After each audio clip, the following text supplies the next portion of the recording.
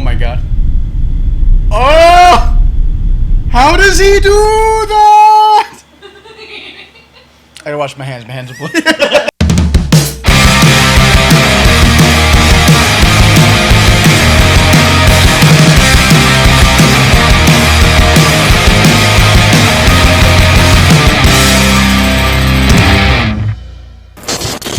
Hey everybody, welcome to Twin Talk, a video discussion show where twin brothers Chris and Kevin drink and draw while talking about comic books, movies, and all things pop culture. We are your hosts, Chris Hart, Kevin Hart, and today we're going to be talking about Mandalorian Season 2, Episode 4.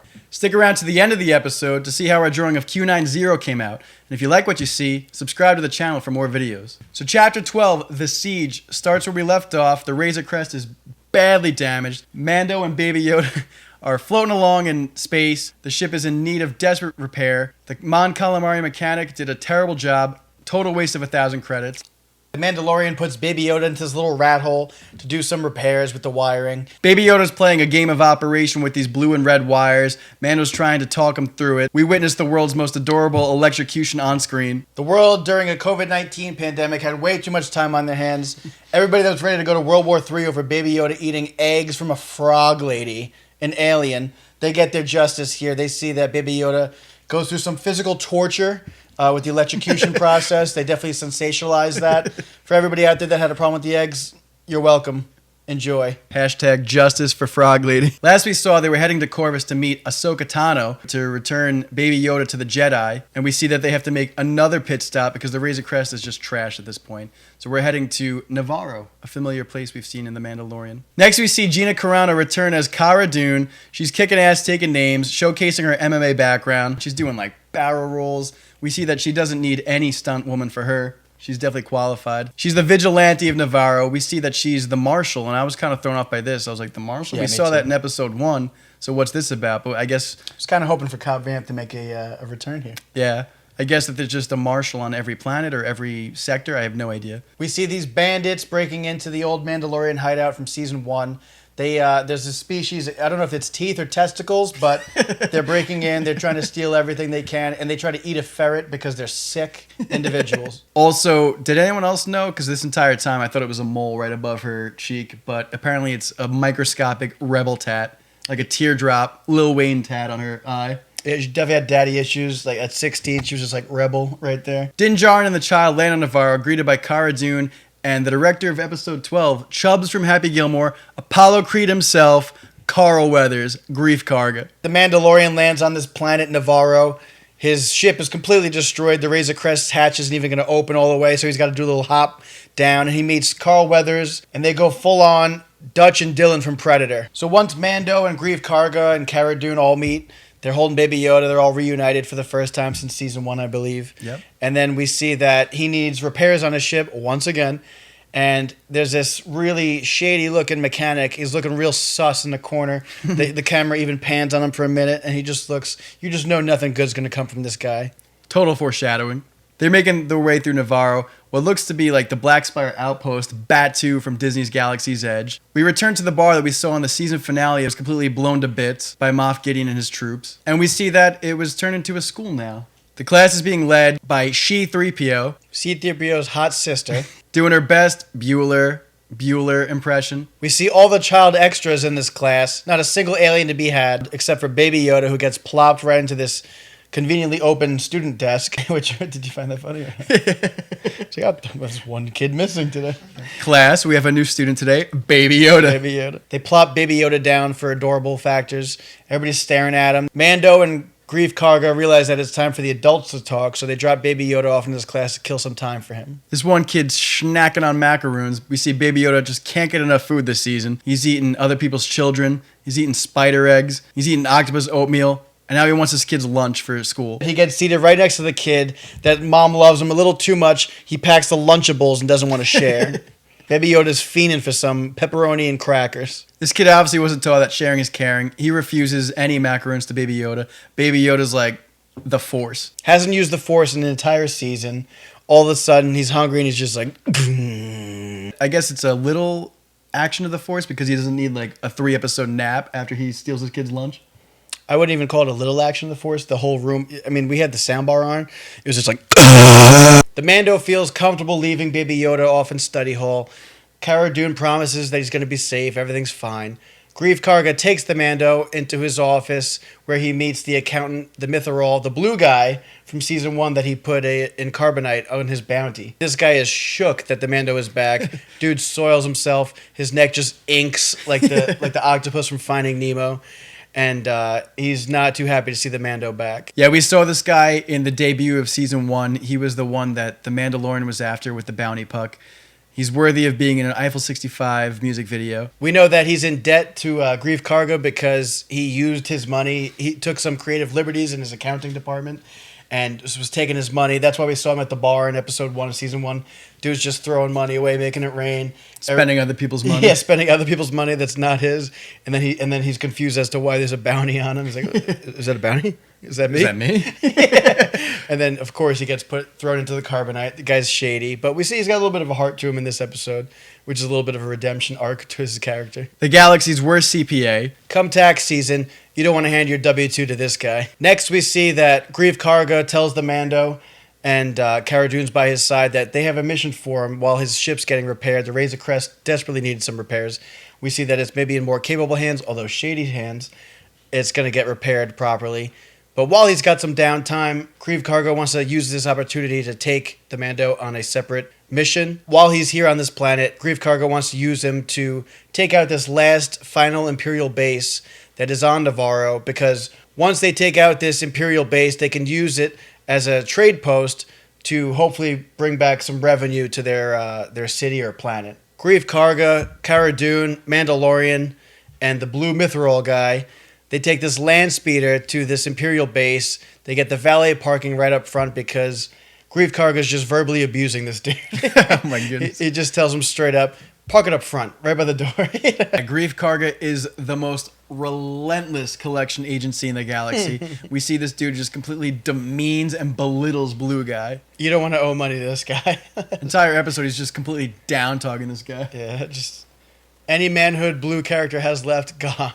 I don't think we ever get a name from the Blue Guy, the blue Mythrol creature, but to me, the way it was filmed and directed, it seemed like he was either going to turn on the crew because of like maybe the debts, maybe the Empire was helping him pay off these debts or whatever, or that he was going to die throughout the episode, but we never got to see any of that. So if we see more of him in future episodes, I don't mind, but I really got the feeling of that this guy was either toast or that he was dust. Yeah, or he was going to rat out our heroes. There was one shot where they closed in on his face, and it seemed like super shady. Yeah, like you said, he was either gonna die or rat them out, be a snitch. Money talks. Then they see that the front door has been melted by cooled lava, and Mando's like, I'm done waiting for this thing. He jetpacks up, which I love. I appreciate him using the jetpack because I'm sure fans of Boba Fett back in the 70s, 80s would have loved to see more jetpack. His graphics, man. Yeah, they would love to see more use of an action of the jetpack back then, but now with today's technology, forget about it. Mando jetpacks up to this base. We see all these stormtroopers on the ground. Very cool to see an Imperial, almost like faction, still operating under the radar. Once they enter the base, they're encountered by stormtroopers and Imperial loyalists who are trying to destroy these computers, secret files potentially, and we're not sure why. They're trying to leave no evidence behind. They're running some sort of super secret science lab. We see in like almost like a water tank what appears to be a Emperor Snoke looking like character. The music reminds me a lot of Snoke's themes in The Force Awakens and The Last Jedi, that ominous tone where it just is like kind of unsettling, very creepy. We're thinking maybe this ties into Rise of Skywalker with the whole Emperor I Made Snoke line.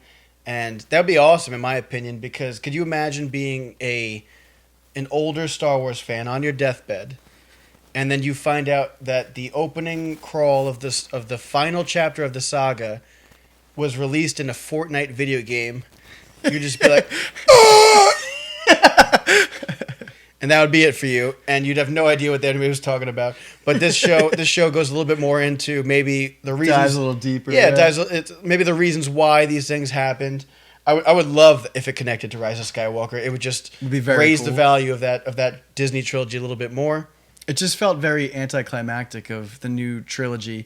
So if this gets us more answers, then I would totally accept that and be on board with it, because Snoke was a cool character. I mean, you have Andy Serkis, right, freaking voicing the character, and just kind of nothing came about him besides he got Darth Mauled in The Last Jedi. The motion capture magician. Completely sawn in half. Once they're in this experiment room, they realize that there's this transmission of the doctor. I can't remember the doctor's name, but he's from season 1, and we realize that he did some experiments on Baby Yoda, the child, and he's given this transmission saying that he needs more of an M count, more blood from the child.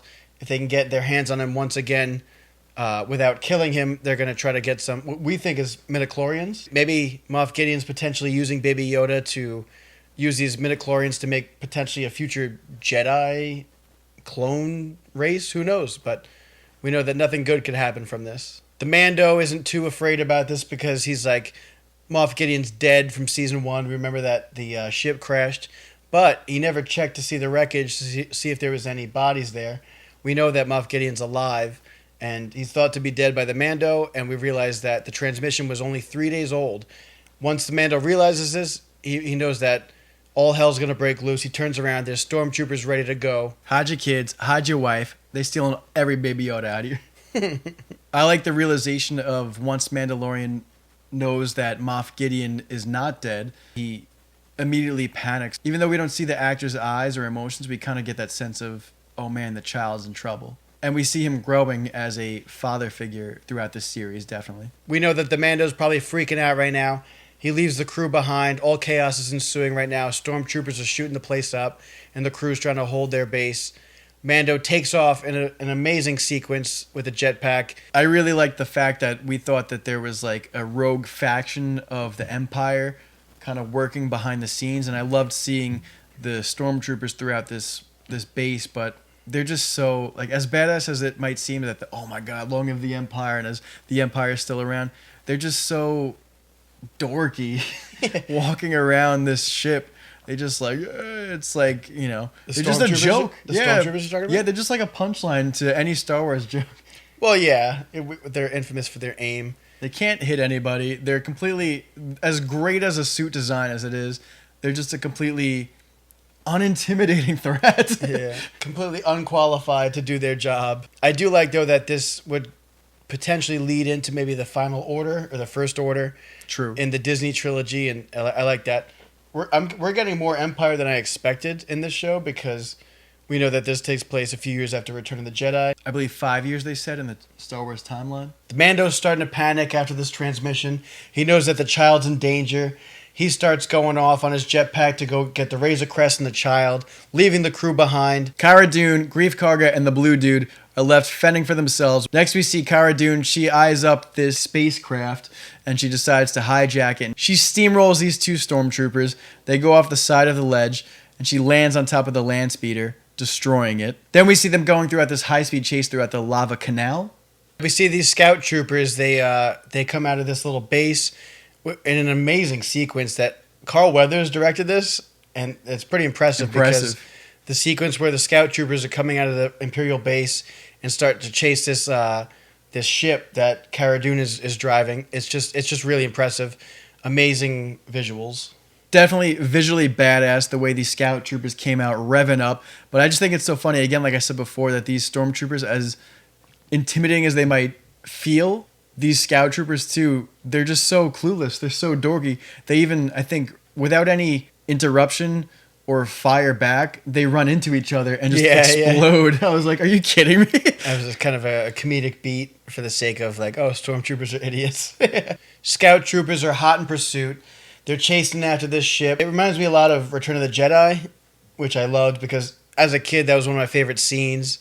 In Return of the Jedi is when the scout troopers are chasing Luke and Leia on those racers. Yeah, it feels like a best of both worlds between Return of the Jedi and A New Hope, because we do see the scout troopers, but they're also kind of going through this lava canal. It's almost reminiscent of the tunnel of the Death Star. With the expertise of Cara Dune's driving and Grief Karga's shooting, they're able to take out these scout troopers. It kind of reminded me of playing Halo with the Warthog, where one person would man the driving and the other person would man the turret on the back of it. Shooting everybody up. Good times. Scout troopers are defeated. All is well. The day seems saved.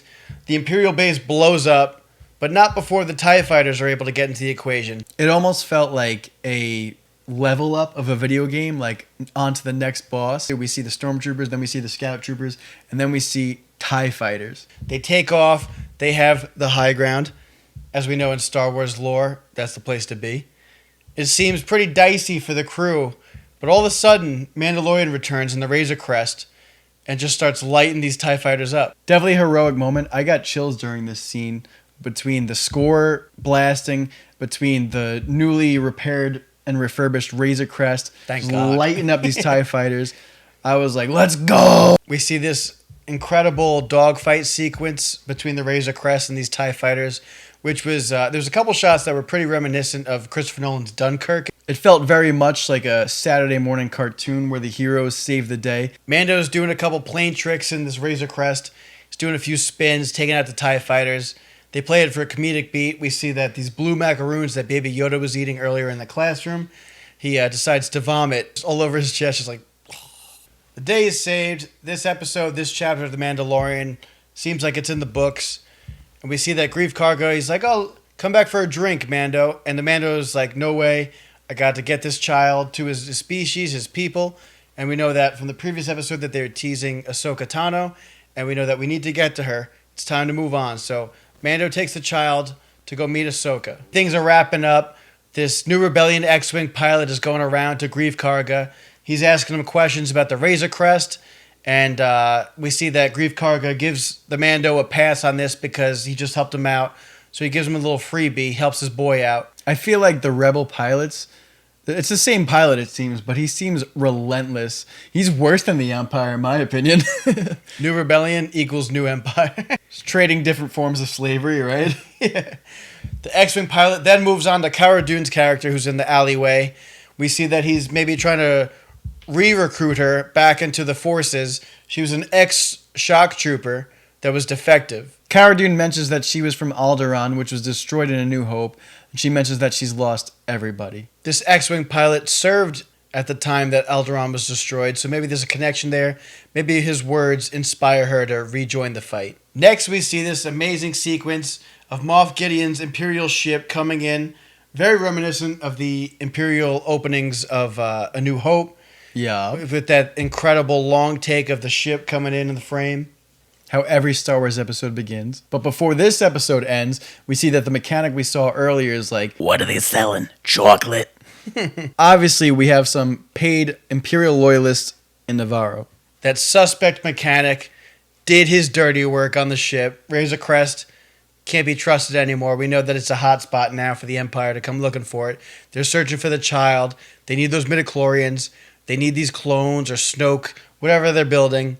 We're not sure yet. It'll be fleshed out later in the series. Moff Gideon turns around in what I thought at first to be Darth Vader's armor, but we see it almost looks like the Death Troopers, or I'm not entirely sure yet. Some sort of murdered out stormtroopers, clone troopers, whatever he's got planned. It's no good for the Mando and Baby Yoda. Either way, we're definitely excited for next week's episode, whatever that may bring. Hopefully the debut of Ahsoka Tano. Kev, what are your final thoughts on this episode? I was really impressed with Carl Weathers. Again, another well-directed episode. I really like the almost revolving door type deal of creative directors that are, even though it's showrun or whatever by Jon Favreau, created and written by Jon Favreau, that it's got this kind of flavor from each creator in each episode. And Carl Weathers, again, last week, Bryce Dallas Howard, was very impressive stuff coming from these people. Anyways, that's a wrap for today's episode of Twin Talk. If you liked the video, give it a thumbs up, comment below to join the discussion, and don't forget to subscribe to the channel for more content. We'll see you next time. Peace!